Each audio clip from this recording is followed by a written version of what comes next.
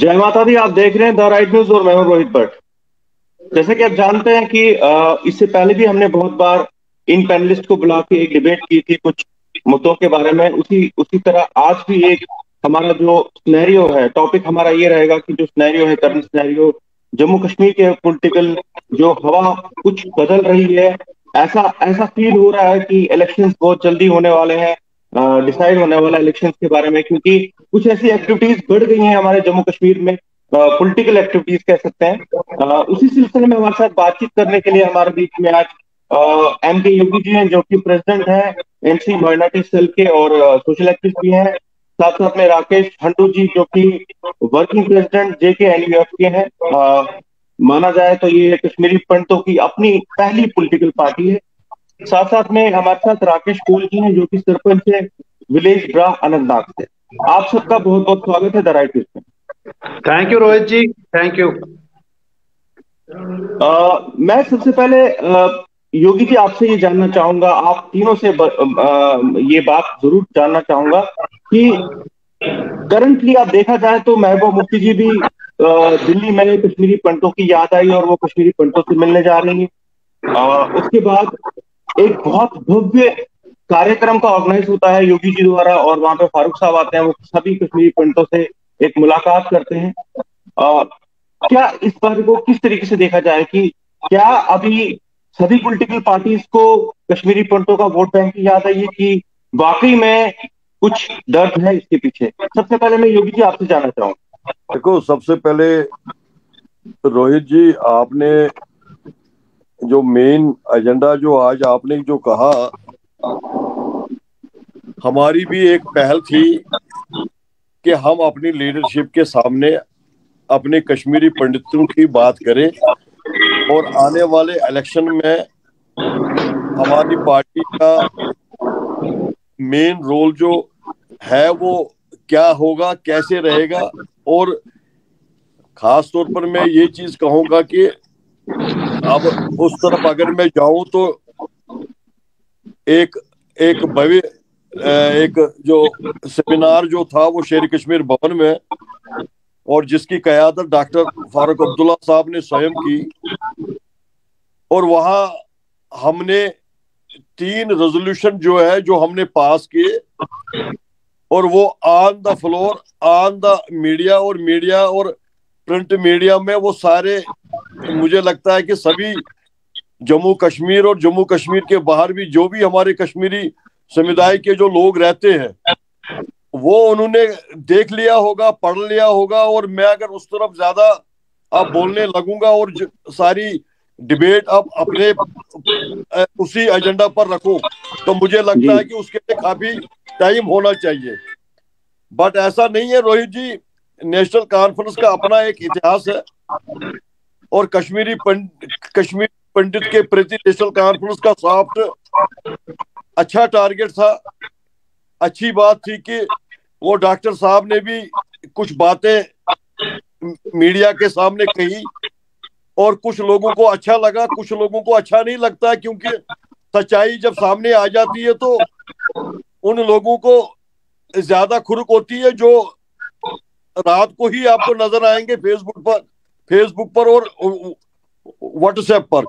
क्योंकि जो कश्मीर की रियलिटी और कश्मीरी 32 साल से जो कश्मीरी हमारे जो नौजवान जो बच्चे थे वो बाहर गए हैं, उनको जो कहा जाता है वो सुन के, और जिस तरीके से फेसबुक या व्हाट्सएप पर जो चीजें लिखी जाती है, डाली जाती है, मैं उनके बारे में क्या कहूं, वो क्या लिखते हैं क्या नहीं लिखते मुझे कोई फर्क नहीं पड़ता है। बट अभी जो मेन 90 जो इस वक्त जो मेन मेरा जो एक फोकस जो रहेगा। जी जी जी योगी जी बोलिए। जी म्यूट कर दिया योगी जी, आपने म्यूट किया हुआ है। जी हम आपसे जानना चाहेंगे, जब तक वो अनम्यूट होंगे तब तक आपको नहीं लगता कि जो इन्होंने जो इनको याद आई कश्मीरी पंडितों की वो इलेक्शन से पहले आई? आपका क्या इसके बारे में ख्याल है? रोहित जी, सबसे पहले आपका बहुत बहुत धन्यवाद। I would like to appreciate जिस वजह से आप अपने हमारे कश्मीरी समाज के मुद्दे उठा रहे हो। हाईलाइट कर रहे हो सोशल मीडिया पे, तो लोगों को पता चल रहा है एक्चुअल ग्राउंड में रियलिटीज क्या है। मैं यहाँ पे एक दो सवाल है जो योगी जी से पूछना चाहूंगा। पहली बात कि योगी जी को याद होगा 32 साल पहले जब हमें वहां से निकाला गया, जब हर मस्जिद हर गली में एक ही नारा चलता था, ऐसे कैसे पाकिस्तान बटावरोस्ती बटनौसान, यहाँ क्या चलेगा। उस टाइम पे ये डॉक्टर साहब कहाँ गए? ये तो वहां से लंदन भाग गए हमें उग्रवादियों के हमने छोड़ के। और अभी इनका मैं जैसे रेफर कर रहे हैं योगी जी, इनका मैंने स्टेटमेंट सुना था, मैं बड़ा कीनली वॉच कर रहा हूँ। ये कह रहे हैं कि कश्मीरी मुसलमानों ने कश्मीरी पंडितों को नहीं निकाला। उसके ऊपर मैंने एक पोस्ट भी डाला कि हमको तो अपनों ने डुबाया, गैरों में कहाँ दम था, हमारी किश्ती डूबी वहां जहां पानी कम था। बिट कराटे कौन था? क्या वो पाकिस्तान से आया था? यासिन मलिक कौन था? क्या वो पाकिस्तान से आया था? मुश्ताक अकरम कौन था? क्या वो पाकिस्तान से आया था? आज इसको 32 साल के बाद में डॉक्टर फारूक को कश्मीरी पंडितों की कैसे याद आ गई? महबूबा मुफ्ती का ट्रैक रिकॉर्ड आप उठा के देख लो। जब रुबिया सईद का फर्जी अपहरण ड्रामा, जिसको कश्मीर के लोग भी बोलते हैं ड्रामा, किया गया और खुगार आतंकवादियों को छोड़ा गया, यही मुफ्ती सईद ने अनंतनाग में राइट्स कराए थे। शायद योगी जी इस चीज से एग्री करेंगे या नहीं करेंगे, लेकिन वो सच्चाई है। वो सच्चाई एक एक बच्चे को मालूम है। लेकिन क्या है कि डॉक्टर साहब के साथ सबसे बड़ी प्रॉब्लम क्या है कि डॉक्टर साहब किसी भी प्रेस वाले से सवाल जवाब में बदतमीजियां करते हैं। जब भी उनको कोई सवाल पूछा जाता है तो आपने देखा होगा मीडिया वालों के साथ कैसे वो बरस पड़े, क्योंकि उनके पास जवाब नहीं है। वो कहते हैं ना, चोर की दाढ़ी में तिनका। तो ये सबको पता है डॉक्टर फारूक अब्दुल्ला क्या है, महबूबा क्या है। मैं रोहित जी इसी बात पे दोबारा आऊंगा। ये आज जो हम बहस कर रहे हैं, ये 2008 में 2006 से हम लोगों ने ये रियलाइज किया था कि हमारे को पॉलिटिकल पार्टी को तभी याद आती है जब इलेक्शन सामने होते हैं, चाहे वो पार्लियामेंट्री इलेक्शन हो या असेंबली इलेक्शन। जी जी जी। अभी आज वही सिनेरियो देख रहे हो आप। 2006 में जब एमके काब साहब, जो मैं बार बार रेफर कर रहा हूँ, दूधा जी, मट्टू साहब और काफी हमारे वरिष्ठ कम्युनिटी के मेंबर रिप्रेजेंटेटिव थे, उन्होंने एक कलकत्ता में कनक्लेव किया था। इसी पे मंथन हुआ था कि इन पॉलिटिकल पार्टीज को कश्मीरी पंडितों की याद तभी आती है जब इलेक्शन सामने होता है, ना उससे पहले याद आती है ना उसके बाद याद आती है।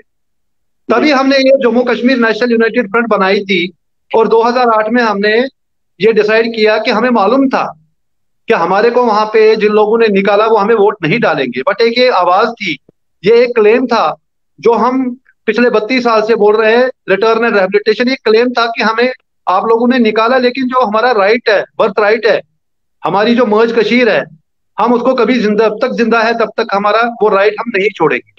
तो बात घूम फिर के वही आती है कि 32 साल के बाद में जब भी इलेक्शन पास आएंगे, ये लोग आपको जम्मू में, ये लोग आपको दिल्ली में, ये लोग आपको अलग अलग जाके।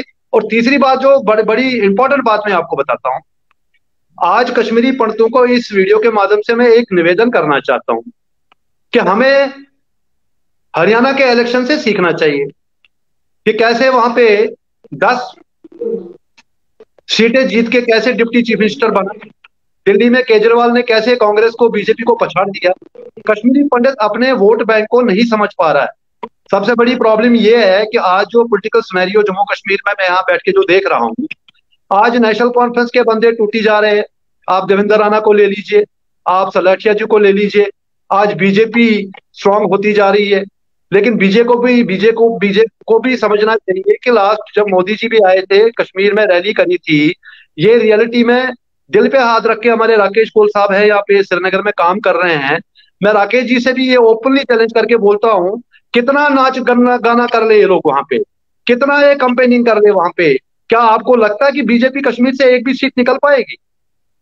लेकिन कश्मीरी पंडितों को अपनी पावर, अपनी ताकत, हम पढ़े लिखे लोग हैं, हम अपने मेहनत से, अपनी काबिलियत से, अपनी क्वालिफिकेशन से 32 साल पे अपने पैरों पे खड़े हुए हैं। ना हमारे को किसी बीजेपी ने एहसान किया आज तक, ना हमारे को एनसी ने किया, ना पीडीपी ने किया, ना कांग्रेस ने किया। हम अपने वोट बैंक इकट्ठे करेंगे। हम लोग क्यों नहीं अपने वोट बैंक को स्ट्रॉन्ग करके एक जो ये कश्मीरी की पार्टी बनाई गई, यहाँ पे सबसे बड़ा प्लस पॉइंट क्या है कि ये पार्टी बनाई कश्मीरी पंडितों ने, ये पार्टी है कश्मीरी पंडितों के लिए, ये पार्टी मरेगी कश्मीरी पंडितों के लिए। कल को अगर हमारी जो आज रोहित जी 2 मिनट, राकेश जी मैं कोल साहब से एक बार पूछना चाहूंगा। कोल साहब मैं आप पे आता हूँ, मुझे आप ये बताइए कि आप एज एन इंडिपेंडेंट लड़े हैं, तो एज एन इंडिपेंडेंट लड़ने के लिए क्या आपके अपोजिट कोई खड़ा नहीं था कि आप चुने गए? या आपने लड़ा और आपके आपके फेवर में वोट पड़े तब जाके आप जीते हैं? पहले मुझे इस बात का जवाब दीजिए राकेश जी। रोहित जी, आपका धन्यवाद। आपने आज मौका दिया है, आप अपने प्लेटफॉर्म पर, और मैं रोहित साहब की बहुत शुक्रगुजार हूँ कि ये मेरी बात सुनी। तो योगी साहब की अगर सुन रहे हैं तो वो भी सुनिएगा मेरी बात है। मैंने इंडिपेंडेंट लड़ा है और मैंने इलेक्शन कंटेस्ट किया है। मेरे सामने एक फीमेल वहां है। जी बिल्कुल, मैंने इलेक्शन लड़ा है, मैंने बाकायदा जीता है इलेक्शन।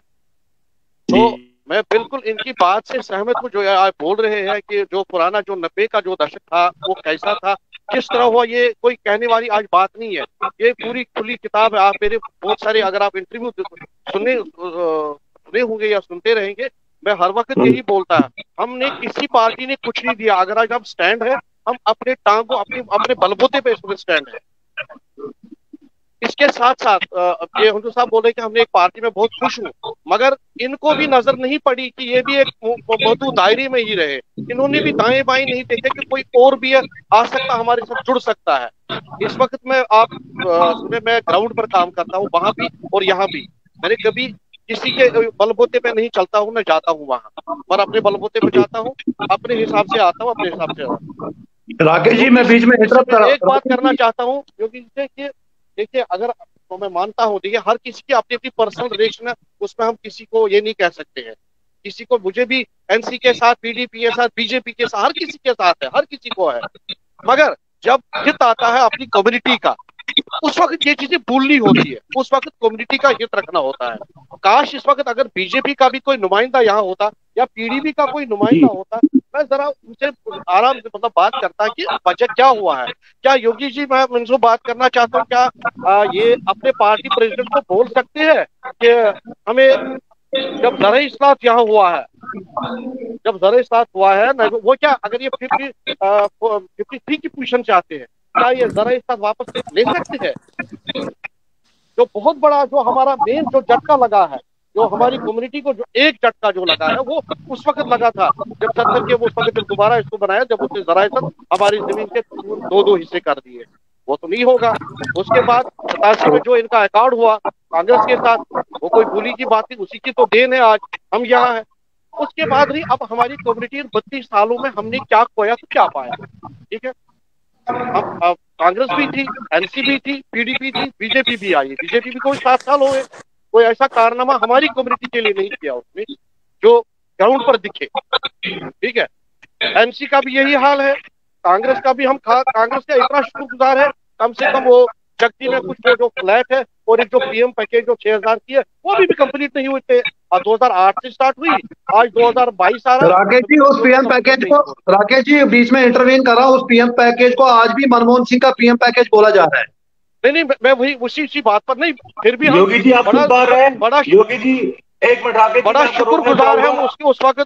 उस वक्त बहुत शुक्रगुजार है हम कि उसने उस वक्त हमारा हाथ थामा। हम मजबूर थे, हमारी जो नई जो यंग जनरेशन वो खराब थी, कहीं वो मतलब डिप्रेशन में जा रही थी। पढ़े लिखे लोग थे, वो बेसिक क्वालिफिकेशन उनकी एमए बीएड, वो तो इंजीनियर डॉक्टर नहीं थे, मगर इसमें उनको उस वक्त जरूरत थी। उसके अलावा आज 32 साल हुए, ये मुझे बताइए, जो वहां से उस वक्त 18 साल का निकला था, वो आज पहुंच गया 50 के ऊपर। उसके लिए किस पार्टी ने आज तक क्या किया?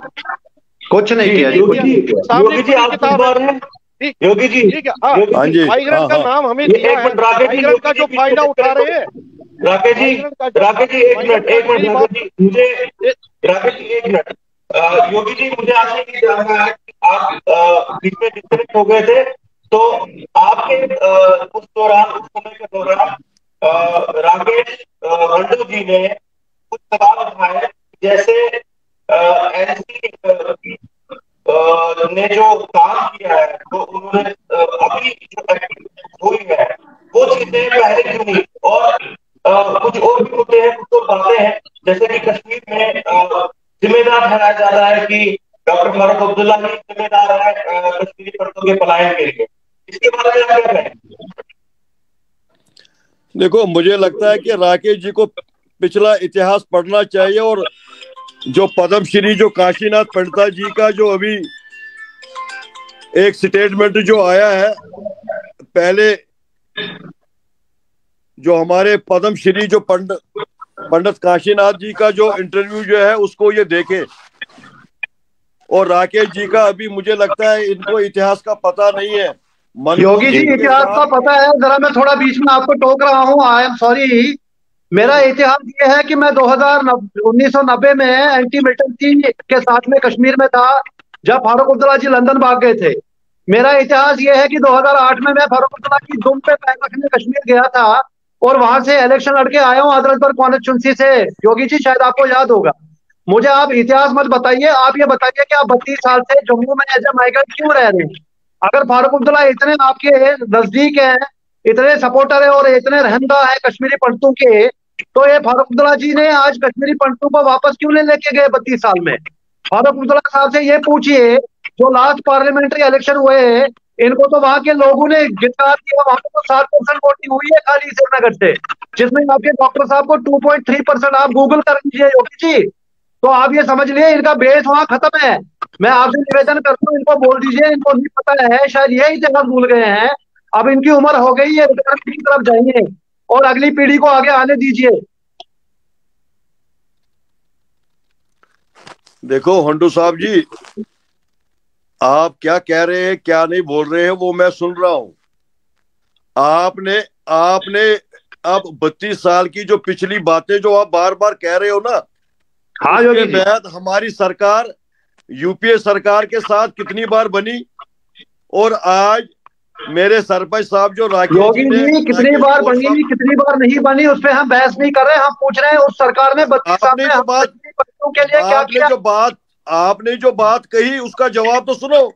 हाँ हंडू जी बताइए। जवाब सुनिए, हंडू जी जवाब सुनिए। आप बिल्कुल जवाब, सुनने के लिए बैठे। आपके आप थोड़ा पेशेंस रखो ना, अब हमारे को भी बोलने दीजिए ना। अभी बोलिए तक बोलिए तो योगी जी बोलिए, आप बुजुर्ग हैं, बोलिए बोलिए। अभी तक तो हम आपकी बात सुन रहे थे। हमारे कायद साहब की सरकार जो थी यूपीए सरकार के साथ, वो किन की सरकार थी? और जिस जगटी टाउनशिप और कैंपू की बात कर रहे हैं आप, उस यहाँ स्टेट में किसकी सरकार थी? जिन पीएम पैकेजों की आप बातें कर रहे हो, ये आपको पता होना चाहिए कि उस वक्त यहाँ सीएम जो थे वो उमर अब्दुल्ला साहब थे। पहला ऑर्डर जो है पीएम पैकेज में किस बच्चे को दिया गया? तो यूपीए सरकार थी। मैं चाहता हूं कि उस वक्त डॉक्टर मनमोहन सिंह की ही कयादत में यहाँ की जो जम्मू में जो यहाँ की जो जेएंडके की जो सरकार जो थी उस वक्त कांग्रेस और पीडीपी नेशनल कॉन्फ्रेंस की थी, ना कि पीडीपी और बीजेपी की सरकार थी। ये तो राकेश जी तो खुद ही सवाल भी करते हैं, खुद नहीं ही नहीं नहीं जवाब नहीं, भी दे रहे हैं, मेरे पास इसका और जवाब, इन्होंने अरे एग्री किया कि योगी जी यूपीए तो मेरे पास सरकार योगी जी जवाब जब है हमको इसका। कश्मीर से तो निकाला उसका गया तो मेरे किसकी पास सरकार अच्छा थी? ठीक उसका है, मेरे क्रेडिट तो पास हमें अच्छा ठीक है, दीजिए आप। मेरे पास बंदूक मेरे वहां पास पे पूरे उठाई तो आंकड़े किसकी हैं। सरकार थी? वो बात राजीव क्या गांधी हुई क्या नहीं हुई फारूक मुझे पता कैसे किस तरह उन्होंने वो मैनिपुलेट किया। मोहम्मद यूसुफ को सैयद सलाउद्दीन किसने बनाया? योगी जी उनका भी जवाब दीजिए। देखो हंडू साहब, आप डिबेट में जो मर्जी जो एलिगेशन आप लगाएं, मैं एलिगेशन नहीं हमारे लगा रहा हूं योगी जी, मैं आईना दिखा रहा हूं, डॉक्टर मैं साहब सही ने, बोल रहा हूं। एक एक डॉक्टर आप इन पे हाथ रख के बोल रही है, जब आप कश्मीर से निकले उस टाइम पे वहां पे गवर्नमेंट किसकी थी? आप सुनिए, आज आपके आप सुनिए, उग्रवाद बोल रहे हैं कि कश्मीरी मुसलमानों ने नहीं निकाला। जो हमारे सच पड़ोसी थे, जो नारे सच तकबीर बोला अल्लाह, उन्होंने। गलत क्या कहा? गलत क्या कहा? वो एमपी थे, उन्होंने पार्लियामेंट ऑन फ्लोर वहां केंद्र में जाके पार्लियामेंट में ये कहा कि जो कश्मीरी निहत्थे लोगों को जो कश्मीर से मारा गया भगाया गया, उसके लिए स्पेशल एक इंक्वायरी बिठा दीजिए। कौन सा गलत कहा उन्होंने? वो भी तो उन्होंने बताइए। इसलिए वो भी तो उसने कहा कि वो तो योगी जी, वो तो ऑन योगी रिकॉर्ड जी, है।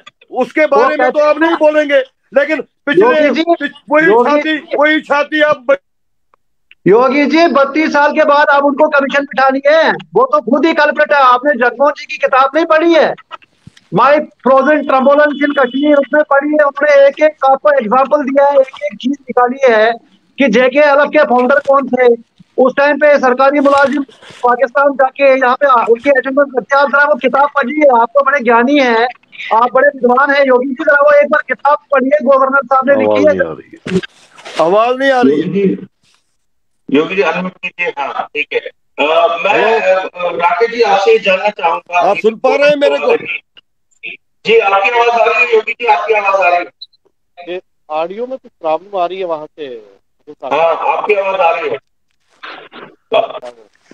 मैं जब तक इनका फिक्स होता है वॉइस, तो मैं आपसे जानना चाहूंगा राकेश जी, आपकी पार्टी जो अभी आप वर्किंग प्रेसिडेंट है JK के, तो ऑन ग्राउंड अभी अभी भी आप नहीं दिख रहे हैं। आप हमेशा बोलते हैं, लास्ट डिबेट में भी आपने बोला था कि हम ऑन ग्राउंड काम कर रहे हैं, लेकिन ऑन ग्राउंड आप कहाँ है? किस कश्मीरी पंडित फैमिली के पास आप पहुंचे हैं अभी तक? आप जरा इसका ब्यौरा दें थोड़ा सा। रोहित जी, आपने बिल्कुल सही सवाल पूछा है। आप मेरे से पूछे हैं अब, क्योंकि यहाँ पे जी जी जी, कंफ्यूजन दो राकेश जी है। खंडू जी आपसे पूछ रहा हूँ। मैं आपको ये बताना चाहूंगा रोहित जी, मैंने आपको लास्ट मेरा जो इंटरव्यू हुआ था तब भी ये चीज बोला है और आज भी यही चीज बोल रहा हूँ। अभी हमारे को, क्योंकि ये हमारी पॉलिटिकल पार्टी जो है नॉन एक्टिव रही है 2008 के बाद, जब हमने इलेक्शन लड़ा था, 17 कैंडिडेट हमने अलग अलग कॉन्स्टिट्यूंसी से खड़े किए थे।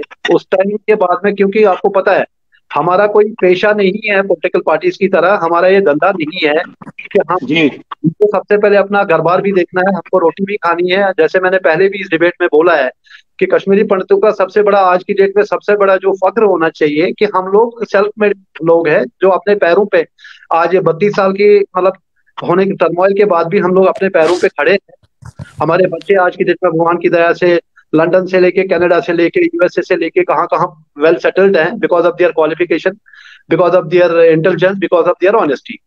तो आपने ये सवाल बार बार मेरे से ये पूछा है कि मैं आपको दोबारा ये चीज बोल रहा हूँ कि हम कोई पॉलिटिकल पार्टी, मतलब ऐसा नहीं है कि हमारे पास पीछे से बैकिंग है, फाइनेंशियल सपोर्ट है और हमारे पास में पीछे गाड़ी चल रही है। तो हमारे को वो है तो take lot of things into consideration.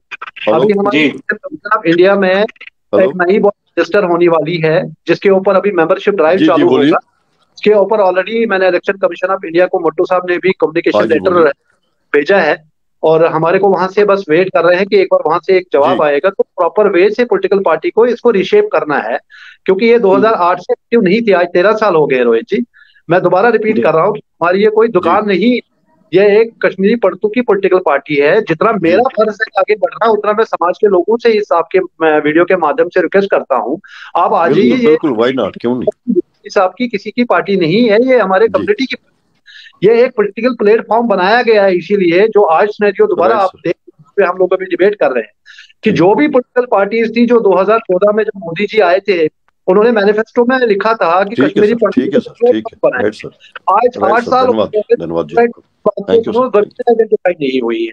अभी आपने देखा होगा 1 महीने पहले जो जिसका श्रेय अभी योगी जी लेना चाहते हैं, हमारे KP एम्प्लॉयज जो वहां पे बेचारे हैं, उनके साथ में क्या हुआ, वो कैसे भाग भाग के आए, उनके साथ में आज भी उनके पास में जगह नहीं है वहां रहने के लिए। राकेश जी श्रीनगर में हैं, राकेश जी वहाँ कैंपों में जाते हैं, राकेश जी मेरे से ज्यादा बेटर बता सकते हैं वो किस कंडीशन में वहां रह रहे हैं, किस अनसर्टेनिटी की वजह से बेचारे वहां पे मजबूरी में गए हैं और रह रहे हैं। आज की डेट में सवाल यही है कि हम एक किंग मेकर बन सकते हैं कश्मीर, जम्मू कश्मीर की पॉलिटिक्स में, भले ही हमारे पास में 1.5 लाख वोट क्यों नहीं हो, लेकिन हम एज ए योगी जी से मैं अपील करता हूँ, राकेश जी से अपील करता हूँ, जब हम एक ही प्लेटफॉर्म पे एक ही बात करते हैं कि हम अलग अलग रास्तों के ऊपर सबके सबकी पेन एक ही है, सबका दर्द एक ही है, तो हम सब लोग इकट्ठे मिलके एक ही प्लेटफॉर्म पे क्यों नहीं आते? मेरा सवाल ये है। मेरा एक, एक जी जी, प्लेटफॉर्म मेरा एक सवाल राकेश जी, एक मिनट, एक मिनट राकेश जी, मैं आपका जवाब आ गया हमारे तक। मैं हंडू अपना कोल साहब से एक सवाल पूछना चाहता हूँ। कोल साहब, आप एक इंडिपेंडेंट कैंडिडेट हैं, इंडिपेंडेंट पॉलिटिकल एक्टिविस्ट हैं। मैं ये जानना चाहूंगा कि अगर आपको किसी मेन स्ट्रीम पार्टी को ज्वाइन करना होगा या JKNUF जो राकेश हिंदू जी की पार्टी है, आप किसे चुनेंगे? देखिए, मैं बड़ा खुश हुआ जब डिलिमिटेशन के वक्त मुझे इस पार्टी का पता चला। मैं पहलगाम में था उस वक्त और मैं बहुत खुश हो गया। मैंने उस वक्त भी हर अपनी कम्युनिटी के जो मेरे कांटेक्ट में था, मैंने उस वक्त भी बोला एक ज्वाइंट आप एक रिप्रेजेंटेशन बनाओ, और अगर हम 16 पार्टियां हैं, आप 16 में से 6 बंदों को चुनिए और आप 6 बंदे जाइए, आपको आधा घंटा मिलेगा, वरना आपको 3-3 मिनट मिलेंगे। बिल्कुल सही उस बोला। वक्त भी बहुत बड़ी ब्लंडर हुई उस वक्त, मैं मानता हूँ। फिर भी जब अमित शाह जी आए उस वक्त एक ही ग्रुप हो गया, चाहे उन्होंने क्या लिखा क्या नहीं लिखा, इस सिर पे है, क्योंकि उन्होंने कम्युनिटी को रिप्रेजेंट किया। मैं हर वक्त यही बोलता हूँ, अगर हमें कोई काम करना है, कोई शायरी करना है, हम उस शायरी को इकट्ठा कर सकते हैं। उस वक्त हम वो मतभेद है, योगी जी नाराज नहीं होना, उस वक्त तो हम पार्टियां अलग है, उस वक्त हम एक कश्मीरी पंडित है, हम अपने समाज के लिए, अपनी कम्युनिटी के लिए सोचते हैं। मेरा इसमें ये है। अब मैंने अभी बात बताया तो हुजूर साहब को भी मैंने कहा, देखिए 2008 का आप बोल रहे बनाइए, मगर 2008 का हमें कुछ पता नहीं है। आपकी शायद मौजूद रहे या किसी कारण में ये कह सकता हूँ है या क्या रहा क्या नहीं रहा, मगर फिर भी तब भी मैं वेलकम करता हूँ कि आप स्टेज पे भी हम आए हैं। ये नहीं कहूँगा कि ज्वाइन करना होगा, तो बहुत तरीके होते काम करने, अलग अलग तरीके हुए। अगर अलग अलग वो कहते हैं ना, छोटे छोटे दरिया जब इकट्ठे हो जाते समंदर जो समंदर बन जाता है। ठीक है, एक जी शक्ल ले जाता है। जी जी हमें इस वक्त किसी की कमी नहीं है, हमारे पास पढ़े लिखे लोग हैं, हमारे पास अच्छे अच्छे लोग जो ब्यूरोक्रेट्स है, हमारे पास अच्छे ये वाइस चांसलर साहब रिटायर हो गए हैं। हमारे पास किन चीजों की कमी नहीं है। हमारे इस वक्त ऑल ओवर वर्ल्ड में है, हर ऐसे अच्छे अच्छे पौधे पर लोग प्राइवेट सेक्टर में बैठे हैं। हमें हर जगह सहयोग मिलेगा। ये नहीं मैं बोलूंगा कि हमें हर वक्त मेरी इसमें ये बात है, ये पर्सनल नहीं है, कुछ नहीं है। हर किसी बंदे को हर किसी पार्टी के साथ एक रिलेशन है, ये कोई इनकार नहीं कर सकता, मैं भी नहीं। और किसी ने अच्छा काम किया उसको दोहराना चाहिए, उसको कहना चाहिए, वो हमारा फर्ज है। जिसने कोई गलती की उसको डंकी की चोट पे कहना चाहिए आपने किया है। अगर आज बीजेपी वाला होता मैं उसको भी 10 क्वेश्चन पूछ देता, पीडीपी वाला हो तो मैं भी उसको भी 10 क्वेश्चन, क्योंकि मैं ग्राउंड में देखता, मुझे पता है प्रॉब्लम कहाँ होती है। मैं जब कहीं चलता हूँ, कहीं बैठता हूँ, वहाँ यहाँ योगी जी को सारा पता है कि हम ऑलमोस्ट मिलते, मेरे पास क्या फैसला क्या नहीं है, मगर हमें प्रॉब्लम है वहाँ। जेपी एम्प्लॉइज को वहाँ पर प्रॉब्लम है, वो वहाँ पर वो कर रहे हैं सफर। मैं आज पूछता बिल्कुल बिल्कुल बिल्कुल। जेपी वाले को पूछता, आपने क्वार्टर क्यों बंद कर दिए? अगर ये एम्प्लॉय के लिए आप क्यों, आप मेरी तरह बैठो आगे पीछे, जहाँ जब गवर्नमेंट को होगा देना दे देगा। आप उनको क्यों सफर करवाए? उनके पास छोटे छोटे बच्चे हैं, उनको क्यों सफर करें? उसके बाद आज तक किसी पार्टी ने कोई ऐसा लाहे अमल नहीं अपनी कम्युनिटी के लिए लाया है, जो मैंने पहले ही बोला। जो एक हमारा एक बहुत बड़ा एक जनरेशन है जो इस गैप में आया था, उसके लिए किसी ने आज तक किसी ने नहीं बोला, किसी ने कोई कदम नहीं उठाया, किसी ने उनके लिए ये नहीं बोला। आज वही है, वो 13,000 रुपए के उसी पे चल रहे हैं, इसके अलावा तो कुछ है ही नहीं। इन चीजों को हमें ध्यान में रखना चाहिए। हम देखिए फारूक साहब ने भी ऐसे वो नहीं बोला, क्योंकि मैं उनसे पर्सनली बहुत बार मिला हूँ, बहुत बार मैं उनसे फंक्शन कराए हैं, वो बात नहीं है। मगर जब उनको उस वक्त जरूरत पड़ती है, जब उनको लगता है कि जमीन कहीं आगे पीछे जा रही है, मैं सीधी बात बोलता हूँ। बिल्कुल यही सही हाल बोल है रहे हो राकेश जी, महबूबा बिल्कुल जी का सही भी बोल हाल रहे हो है, आप। महबूबा जी का राकेश जी मैं यही आपकी हाल है। राकेश जी मैं आपकी बात को जरा एंडोर्स करना चाहता हूँ। जो मैं बार बार रिपीट कर रहा हूँ कि हमको अपनी जो एक वोट बैंक है, हम बोलते हैं कि हमारे पास वोट बैंक नहीं है, हमारे पास न्यूसेंस वैल्यू नहीं है। जिस दिन हम एज ए समाज ये रियलाइज कर लेंगे कि एक कश्मीरी पंडित के पास वोट है, चाहे 70,000 है चाहे 80,000, we can change the difference, we can be king makers in J and K politics. जिस दिन हमने मैं ये बताऊंगा रियलाइज आपको, किया। एक लद्दाख एक यूनियन टेरिटरी है, 1 लाख से ऊपर ही आबादी है, उनका एमपी भी है, उनके एमएलए भी है। हम तो उससे कहीं गुना ज्यादा है। बिल्कुल सही लेकिन बोल मैं रहे हो। यहाँ पे एक चीज ऐड करना चाहूंगा, मैं ये एक चीज ऐड करना चाहूंगा। योगी जी आपके लिए ये सवाल है, आपने जो अभी शक्ति प्रदर्शन, योगी जी आप राकेश जी एक चीज और यहाँ पे ऐड करना चाहूंगा मैं, कि आज अगर हमारा ये कंसोलिडेटेड वोट हो जाए, हम लोग जम्मू कश्मीर की, आज मैं दोबारा एक उदाहरण क्यों देता हूँ कि इलेक्शन के टाइम पे क्यों इनको कश्मीरी पंडितों की याद आती है, कि इसका इंपॉर्टेंस समझना चाहिए कि कश्मीरी पंडित की वोट की वैल्यू क्या है आज की डेट में कश्मीर में। क्योंकि इनकी वहां जमीनें खिसक चुकी हैं, वहां का लोग जो हम लोग यहाँ पे ओपनली आप और मैं डिबेट कर रहे हैं, खैर आप भी ग्राउंड पे रहते हो, मैं भी डिबेट करता रहता हूँ, जितना ओपनली आप और मैं इस मीडिया में बोल रहे हैं उतना वो लोग नहीं आ सकते हैं सामने। उनके सर के ऊपर बंदूक है, उनके पीछे पीठ के पीछे बंदूक है। सच्चाई ये है कि जब इलेक्शन में मैंने अभी योगी जी को भी बोला कि फारूक अब्दुल्ला 2.3%, जहां की 7% की खाली पोलिंग छोटी सिटी में हुई है जहां से फारूक अब्दुल्ला जी उठे थे, और वहां पे 2.3% में, ये तो एक Guinness book of world record में मन्नत, लिखना चाहिए कि हमारे आवाज ही नहीं हिंदुस्तान आ में रही है। पार्लियामेंट है योगी जी आपकी आवाज आ रही है? जो मेंबर ऑफ पार्लियामेंट बना है। जी जी जी जी। योगी जी शायद हमें सुन नहीं पा रहे हैं, इनसे एक सवाल था। बट मैं आप लोगों से पूछता हूं कि जो अभी शक्ति प्रदर्शन का एक सैंपल दिखाया योगी जी ने, जो एक शक्ति प्रदर्शन हुआ, जिसमें मैं बात करूंगा, दिल्ली में भी हमारे कम्युनिटी से बहुत सारे लोग गए थे मिलने महबूबा मुफ्ती जी से, लेकिन जो नंबर था वो बहुत कम था, वो बहुत कम नंबर था। योगी जी फिर से हमारे साथ जुड़ चुके हैं। योगी जी, रोहित जी, मेरा ये एक इम्पोर्टेंट जो बात है वो बोलना चाहता हूँ कि अभी जो एक शक्ति प्रदर्शन हुआ जिसमें आपने इतने कश्मीरी पंडितों को एक साथ लाया और एक प्रोग्राम किया। उसी तरह दिल्ली में भी पीडीपी का शक्ति प्रदर्शन कह सकते हैं, लेकिन वहां पे हाल ही में मैंने देखा कि 8-10 लोग थे जो उनसे मिलने गए थे, लेकिन आपका जो शक्ति प्रदर्शन रहा जिसमें बहुत सारे लोग, हजारों की तादाद में मैं कह सकता हूँ, कश्मीरी पंडित फारूक साहब से मिलने गए वहां पे। तो आप दोनों को, राकेश जी, आप दोनों को क्या लगता है कि योगी जी कश्मीरी पंडितों को एनसी की तरफ ले जा रहे हैं? क्या सारे वोट, जितने भी वोट हैं, वो धीरे धीरे एनसी की तरफ मुड़ रहे हैं? पहले मैं योगी जी से इसके बारे में जानना चाहूंगा। योगी जी। देखो रोहित जी, सबसे पहले इस डिबेट में एक तो आपका नेटवर्क में जो है ना बहुत ज्यादा प्रॉब्लम है, और मुझे योगी जी आप बार बार म्यूट कर रहे हैं। या खंडू साहब ने जो चीजें बताई मैंने सुनी नहीं, कुछ सुनी कुछ नहीं सुनी। और जब भी मैं आपके लाइव में रोहित जी, योगी जी को रिकॉर्डिंग भेज दीजिएगा फिर अलग से। नहीं, अलग योगी जी नेटवर्क में आपका आज प्रॉब्लम है। एनीवेज, आप इस बात का जवाब दीजिए कि आपको लगता है कि शक्ति प्रदर्शन में आप आगे हैं, सबसे आप आगे हैं?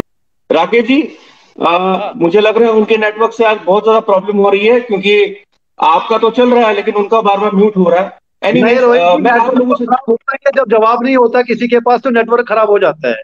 नहीं, उनका सीरियसली नेटवर्क इश्यू होगा। आप मुझे ये बताइए कि आपको नहीं लगता कि योगी जी ने जो शक्ति प्रदर्शन किया वो बहुत अच्छा था?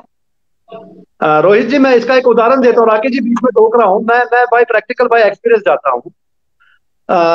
रोहित जी, आपको याद होगा जब पीछे लास्ट असेंबली इलेक्शन हुए थे, हमारे मोती कौर जी जो अब हंडू जी हमारी भी बात सुनिए, हमारी भी आवाज सुनिए। अच्छा हंडू जी, आप योगी जी को बोलने दीजिए। हंडू जी आप योगी जी को बोलने दीजिए। योगी जी अब आप बोलिए। आप रोहित जी रिपीट कीजिए, क्या बोल रहे थे आप?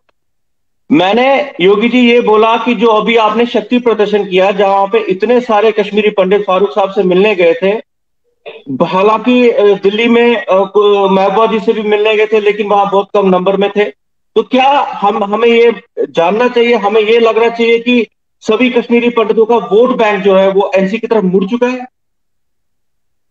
देखो, मैं तो आपको रोहित जी ये चीज जरूर कहूंगा कि वोट का हक, वोट कौन किस पार्टी को डालेगा वो अलग बात है, लेकिन ये भी मैं नहीं दावा कर सकता हूं कि योगी जी का जिस तरीके से आप कह रहे हो कि जो प्रदर्शन कश्मीरी पंडितों का जिस तरीके से भीड़ उमड़ के उस कन्वेंशन में आई, और जिन लोगों को तकलीफ हो रही है और जिन लोगों को खुजली हो गई है, और वो कश्मीरी पंडित जो है वो सेल्फ स्टाइल लीडर जो अपने आप को अपने लीडर समझते हैं, और जो दावे करते थे कि बीजेपी, जिस तरीके से मेरे कायद साहब ने कहा कि बीजेपी को वोट बैंक की तरह उनको ठगा गया, और सच्चाई कही, सच बात बोली। और जिन लोगों को ये बात रास नहीं आती है, और योगी जी ने वो चीज करके दिखाई कि आज भी कश्मीरी पंडित नेशनल कॉन्फ्रेंस का जो एक इतिहास रहा है, जो पद्मश्री हमारे केएन पंडिता साहब का जो इंटरव्यू, उसके बाद जो उन्होंने किसी चैनल में आके जो दिया और कहा, उससे ये लोग और घबरा गए, और इनमें इतनी ज्यादा घबराहट हो गई है अब इनको ये ही नहीं पता कि हम बोल क्या रहे हैं और क्या क्या रहे हैं। और उन्होंने पद्मश्री काशीनाथ पंडिता जी ने ये भी कहा, मुझे ये नहीं पता है कि क्या कश्मीरी पंडित कम्युनिटी को जो उन्होंने 70 साल कश्मीरी पंडित के लिए किया, इतना एहसानमंद लोग मैंने कश्मीरी पंडित में नहीं देखे हैं। उनको ये नहीं भूलना चाहिए कि उन्होंने जो कश्मीरी पंडित के लिए किया, और जो ऑन फ्लोर पार्लियामेंट में जाके जिस एमपी साहब ने ये चीज कही कि कश्मीरी पंडित को विस्थापित करने वाले कौन लोग हैं, उसके लिए स्पेशल एक बिठा दीजिए। और उन्होंने ये कहा कि कश्मीरी निहत्ते, कश्मीरी बच्चे और बच्चों के साथ जिस तरीके से चाहे कोई बलात्कार किया या किसी को मारा गया, वो लोग कौन है, और हम उनका पूरा साथ देंगे। और जिन लोगों ने कश्मीर में कश्मीरी प्रॉपर्टी, कश्मीरी पंडितों की जमीनों, जायदादों और दुकानों और मकानों पर कोई कब्जा वगैरह किया है, वहां मैं स्वयं खुद जाके बिल्डोजर चलाऊंगा। और पंडित काशीनाथ जी ने जब सच्चाई बात कही, और मुझे लगता है कि कश्मीरी पंडित अब ये सोचेगा, जिस तरीके से 2014 से लेके राकेश जी ने भी ये सही कहा, जो सरपंच साहब ने जो कहा, 2014 से लेके अभी तक कश्मीरी पंडित को इंतजार था, वो वेट कर रहा था कि शायद जो ये बार बार ये इतना बड़ा झूठ बोलते हैं बीजेपी वाले, ये सही बात है कि आज बीजेपी का भी प्रवक्ता और पीडीपी का और कांग्रेस का भी प्रवक्ता अगर यहाँ होता, और राकेश जी ने, ये हंडू साहब ने ठीक कहा कि और मजा आ जाता इस डिबेट में, और मजी चीजें सामने आ जाती, सच्चाई सामने आ जाती, और जो तथ्य है वो सबों के सामने आ जाते। लेकिन मैं आपको ये जरूर कहूंगा, आज कश्मीरी पंडित फिर एक बार नेशनल कॉन्फ्रेंस की आइडियोलॉजी को लेकर, और मेरे जो कार्यकर्ता चाहे वो कैंप या नॉन कैंप में रहते हैं, और डोर टू डोर जाके उन्होंने जो कैंपेन की है, और उसका रिजल्ट जो है वो आपको शेर कश्मीर भवन में मिला। और आने वाले टाइम में यही लोग इनको मुंह तोड़ जवाब देंगे और नेशनल कॉन्फ्रेंस को वोट डालेंगे, और जरूर डालेंगे। और उनको ये पता है कि इन्होंने किया कुछ नहीं अभी तक। और बाकी रही बात जो हंडू साहब कह रहे हैं, ये राकेश जी कह रहे हैं कि हमने कम से कम कश्मीरी पंडित डिलिमिटेशन जो 20 तारीख को जो अभी मीटिंग होने वाली है, मुझे लगता है कि कॉमन काज के लिए हमें इकट्ठा होना चाहिए। ये ठीक बात है कि अगर 4 या 5 जगह कश्मीरी विस्थापितों को भी अपना प्रतिनिधि और कहीं कॉन्स्टिट्यूंसी को रिजर्व किया जाए, ताकि वो टाइम आएगा हम सोचेंगे, विचार करेंगे। और मुझे लगता है कि हंडू साहब का रोल ज्यादा इसमें महत्वपूर्ण है। और आने वाले टाइम में अगर ये सही दिशा में जाए, और जैसे हमारे कश्मीर में चुने हुए सरपंच है, पंच है, कॉर्पोरेटर है, चेयरमैन है, तो उनको भी अपने साथ लेके एक आधी मीटिंग करवा के आने वाले इलेक्शन के लिए, अभी मुझे लगता है एंडिंग दिसंबर तक जो रिपोर्ट डिलिमिटेशन की आएगी, मुझे पूरा कॉन्फिडेंट है ज्यादा से ज्यादा दो कॉन्स्टिट्यूंसियां या 4 कॉन्स्टिट्यूंसियां रिजर्व होनी चाहिए कश्मीरी पंडित के लिए, ताकि हम अपने प्रतिनिधि को चुन के ऐवान में भेजे, राज्यसभा में भेजे, ताकि हमें भी ये अच्छा लगेगा कि नहीं, वहां अगर अपने कम्युनिटी का अपना कश्मीरी पंडित किसी भी पॉलिटिकल पार्टी से हो, या जिन्होंने जो हंडू साहब कहते हैं कि हम अपने प्रतिनिधि हर कॉन्स्टिट्यूंसी में खड़ा करेंगे, और भगवान करे हम तो हमारी ब्लेसिंग इनके साथ होगी, वो चुन के आए, ताकि हमें भी गर्व होगा, फक्र होगा। वहां किसी भी पॉलिटिकल पार्टी से कश्मीरी पंडित अगर चुन के आएगा, योगी जी उसको सबसे पहले सैल्यूट करेंगे। और उसके लिए अब ये मैदान में जब इलेक्शन का बिगुल जब बजेगा, तो सारे लोग अपनी अपनी पॉलिटिकल पार्टी के लाइन पर ही, उनके ही इलेक्शन मैनिफेस्टो पर ही फील्ड में जाएंगे। और जो कश्मीरी पंडित जिसको वोट करेगा, और कश्मीरी पंडित को वोट करने के साथ साथ मैं ये भी जरूर कहना चाहूंगा, अगर कॉन्स्टिट्यूंसियां हमारी रिजर्व हो भी जाती है, लेकिन वो कश्मीर में ही होगी, और कश्मीर में जो मेजॉरिटी कम्युनिटी के लोगों का भी विश्वास को हासिल करना है, उनके बीच में भी जाना है, तब जाके कश्मीरी प्रतिनिधि ऐवान में, असेंबली में, राज्यसभा या पार्लियामेंट में जा सकता है। अब आप कश्मीरी पंडित के वोट पर ही अगर आप डिपेंड रहेंगे, मुझे नहीं लगता है कि एक भी चुन के हम अपने कश्मीरी पंडित को प्रतिनिधि बना के किसी भी असेंबली या राज्यसभा में भेजेंगे। इसलिए सबसे ज्यादा काम कश्मीर में जाके तमाम कॉन्स्टिट्यूंसियां, जो हमारी 90 कॉन्स्टिट्यूंसियां है, 90 कॉन्स्टिट्यूंसियों में जाके कश्मीर में मेन जो कश्मीरी पंडित का वोट है, असेंबली के कॉन्स्टिट्यूंसी हमारी कश्मीर में ही है, वहां की कम्युनिटी को भी कॉन्फिडेंट में लेकर इस बार वो कहे अपने इलेक्शन मैनिफेस्टो में उनका भी साथ लेके, ताकि हम जल्दी अपने आने वाले इलेक्शन में तैयारी करें, और ताकि लेट ना हो। और मैं जिस पार्टी से बिलोंग करता हूं, मैं उसके लिए आज भी काम करूंगा, कल भी काम करूंगा। अगर हमें मौका मिला, अगर हमें मैंडेट मिला, तो मैं अपने कश्मीरी पंडित कम्युनिटी और सरदार भाइयों में भी और मेजॉरिटी कम्युनिटी में ही जाके अपने वोट का हक मांगने के लिए मैं भी उनको हाथ जोड़ के प्रार्थना करूंगा कि इस बार मुझे ही चुन के आप असेंबली में भेज दीजिए। योगी जी, मैं आपको थोड़ा सा करेक्ट करना चाहूंगा यहाँ पे। जो आप रिजर्व कॉन्स्टिट्यूंसीज की बात कर रहे हैं, जहां तक मैंने सुना है, आप तो खैर पॉलिटिशियन है, मैं तो इतना ज्यादा नॉलेज नहीं है, जैसे कि मैं फील्ड में मतलब नया हूं अभी। पहली बात तो ये है कि अगर ये रिजर्व की गई है तो वहां पे कश्मीरी मुसलमान का वोट नहीं होगा। ये रिजर्व सीट कश्मीरी पंडित को रहेगी और कश्मीरी पंडित ही डिसाइड करेगा कि उनको कौन रिप्रेजेंटेटिव सही लगता है, जिसको वो अपना प्रतिनिधि असेंबली में या राज्यसभा में उसको भेज सकते हैं। दूसरा पॉइंट मेरा यह है कि क्या योगी जी आज बीजेपी ने, जो पीछे बीजेपी पीडीपी की सरकार आई थी, क्या हमारे 2 एमएलसी नहीं वहां पे सिलेक्ट किए गए? उन्होंने क्या किया? इससे पहले बकाया साहब आपके एनसी के एमएलसी थे और उस टाइम पे भी उनको रिप्रेजेंटेशन दी थी कश्मीरी पंडितों को। उन्होंने क्या किया? मेरा ये मानना है कि जब भी कोई भी रिजर्व कॉन्स्टिट्यूंसी रहेगी, वहां पे आप देखेंगे जो हब्बा कदल कॉन्स्टिट्यूंसी में हमारा ट्रैक रिकॉर्ड रहा है कि हमारी एक एक कॉन्स्टिट्यूंसी पे तृणमूल कांग्रेस से भी कैंडिडेट आएंगे, लालू प्रसाद यादव की पार्टी से भी कैंडिडेट आएंगे। कश्मीरी पंडित कहां कहां नहीं जाएगा अपना मैंडेट लेने के लिए और इलेक्शन लड़ने के लिए। वही खिचड़ी वापस हो जाएगी जो हवा कदल हुई। योगी जी, यहाँ पे मेरा एक निवेदन है, आप अगर हम अपना इतिहास उठा के देख ले, रिप्रेजेंटेशन प्यारेलाल हंडू को भी दी गई थी, वो इलेक्शन लड़के आते थे, टीचर भी रहे हैं।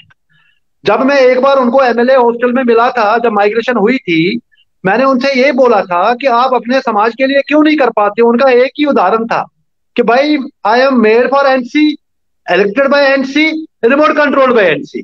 मैं ओपनली समाज के लिए, आपके लिए नहीं कर सकता। वही सिचुएशन आप देखो जब बीजेपी की गवर्नमेंट थी, यहाँ पे हमारे 2 एमएलसी है, आप तो यहाँ पे बिल्कुल एक्टिव है। क्या किया उन्होंने समाज के लिए? इससे पहले बकाया साहब थे, हो सकता है उन्होंने कुछ डोनेशन दी हो मंदिर बनाने के लिए। एज ए कम्युनिटी आपने देखा कभी उनको असेंबली में बोलते हुए? या हमारे जो 2 एमएलसी थे, उनको देखा कभी अपने कपड़े फाड़ते अपने कपड़े फाड़ते हुए समाज के लिए?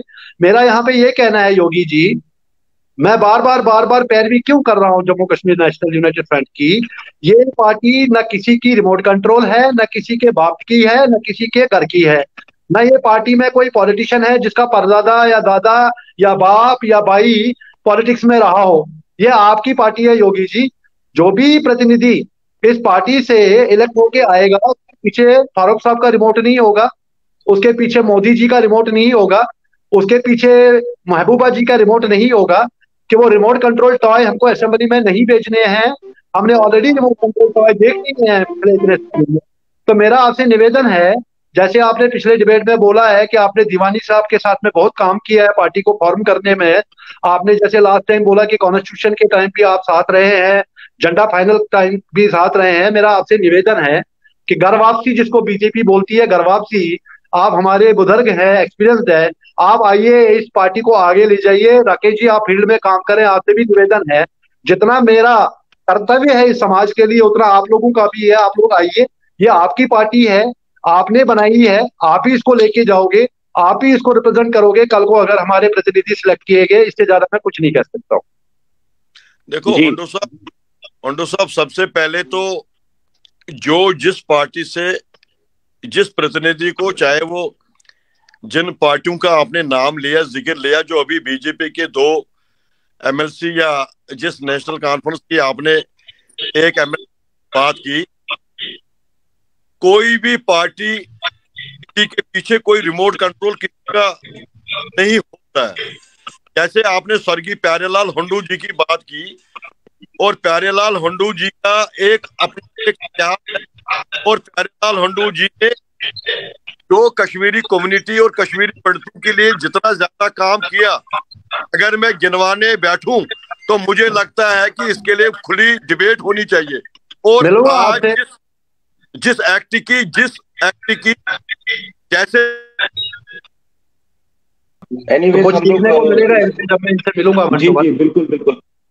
मुझे लगता है समय हो गया, समय की पाबंदी है, और जरूर हम फिर से डिबेट करेंगे, बात करेंगे फिर से टेक्निकल टॉपिक। तो बहुत बहुत धन्यवाद आप सबका आज इस डिबेट में पार्टिसिपेट करने का। उम्मीद करते हैं कि जो आने वाले टाइम में सीट्स मिले, रिजर्व सीट्स मिले को, और फिर एक अच्छे नुमाइंदे जो है कम्युनिटी को वो चुने जाए कम्युनिटी द्वारा, और फिर जो इश्यूज है उन पे काम हो। बहुत बहुत धन्यवाद आप सबका द राइट में जुड़ने के लिए। राकेश जी, योगी जी, रोहित जी, बहुत बहुत धन्यवाद, बहुत बहुत धन्यवाद।